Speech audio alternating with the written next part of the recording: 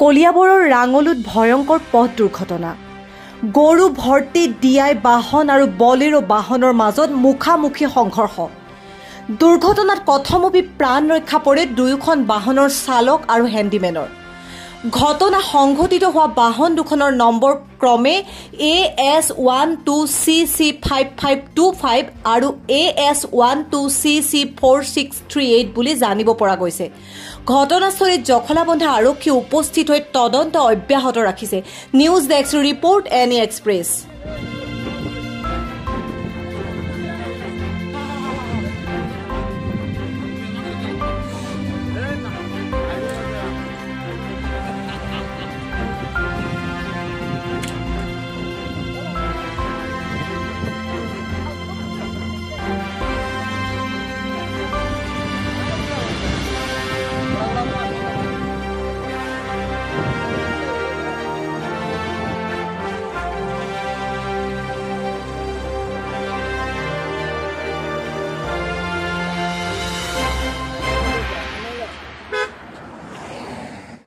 গৰু গেলি আসলে কেটা গৰু পোৱালি চলি লৈ 11টা না 13টা নাকি 13টা এটা আপোনাক কোন ফালৰ পৰা আহি আছিল বেৰা বজাৰ পৰা এখন গাড়ী কৰ পৰা আহি আছিল এটো এই ফালৰ পৰা জকলমন্দৰ পৰা আহি আছিল